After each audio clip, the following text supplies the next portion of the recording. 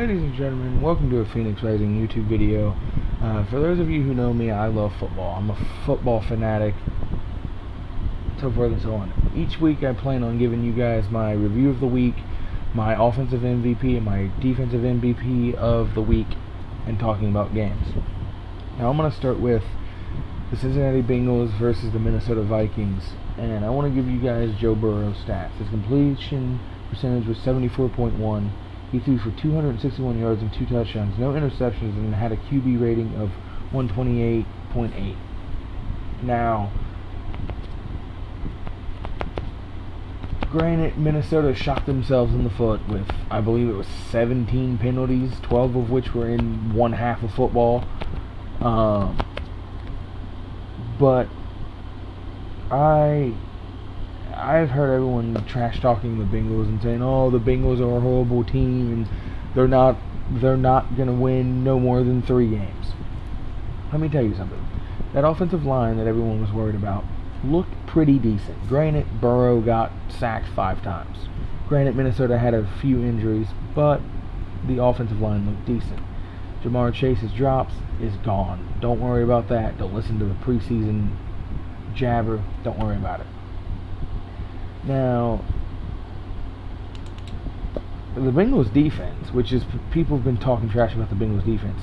That defense showed up and came to play.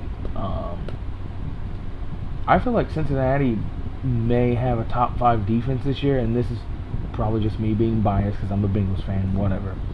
But I've looked at their schedule, and out of probably the first 6 games, I can definitely see Cincinnati coming away with probably 4 or 5 wins. One of them games is against the Packers, and I don't think the Packers are going to be a good team this year. I feel like Rodgers is going to just check out, like he's done, and I expect the Packers to actually trade Aaron Rodgers come week 7 or 8. But yeah, like Cincinnati plays the Jaguars, that's a win. Jacksonville's not a good team. They play the Lions. I don't see the Lions winning many games. That's a win. I think our true tests come in week 3 when we play that Pittsburgh defense, whether I want to admit it or not. That defense is good. And then again in week 6 when we play Lamar Jackson and the Baltimore Ravens. I feel like Baltimore's going to beat us. They've had our number for the past couple of years. And then, coming out of that game, we play the Jets. I feel like that's a win. That's a very easily winnable game. And then we play the Browns. And I actually have the Browns winning the division this year, with Cincinnati being the wild card. I see the Browns beating us. I see us losing to the Raiders. I see us winning against Pittsburgh again. That's just a couple of games that I have seen. But no, other than that, like, Cincinnati looked great. The Vikings looked horrible. And, I truly believe that the Bengals are going to go into Soldier Field and essentially mop the floor with Andy Dalton and the Chicago Bears. That's just my opinion. Now, on to another game that I want to talk about, which was the Tampa Bay Buccaneers versus the Dallas Cowboys. Now, even though I'm not a Cowboys fan, I'm a New York Giants fan, and I'll get into them later. I'll give you Cowboy fans and your team credit. You guys hung in there with the defending Super Bowl champions.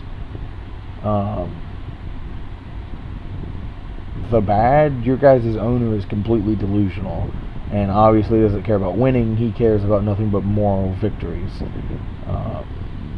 Your head coach is horrible. The ugly to that game was what happened to Zeke. He only had 11 attempts for 33 yards and no touchdowns. That was bad, It's horrible. For Zeke to want to get paid a lot of money, he needs to step it up. And in this Sunday's game, the Cowboys play the Chargers. And in order for the Cowboys to beat the Chargers, they have to get the run game going early. Like, they have to establish it very, very, very early to get pressure off of Dak with that Chargers defense. Now, Tampa Bay, the Bucs are the Bucs, and Brady's just Tom Brady. The Bucs had a few dumb penalties, a couple drop passes, but everyone's talking about Tampa Bay's run defense was number one. Their defense did not look that good. Tampa Bay's defense just didn't look good, in my opinion.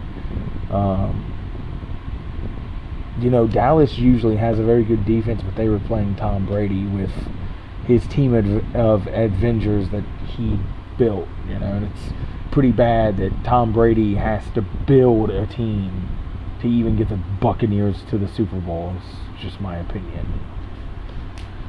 And the third and final game that I wanted to talk about in this video. I'm probably going to do 4 games this video, and then I'll make another one, 4 games, and so forth and so on. Now, the next game I wanted to talk about was the Seahawks and the Colts.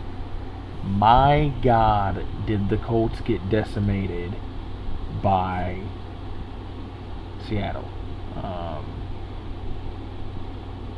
The Colts did not look good in the game whatsoever. What happened to the Colts' defense?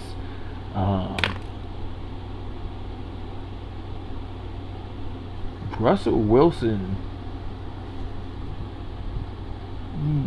I believe, should have won MVP last year, and I believe is going to be in the race again, if not win MVP this year. Russell looked almost unstoppable. It's crazy. And the Seahawks' O-line didn't look too bad.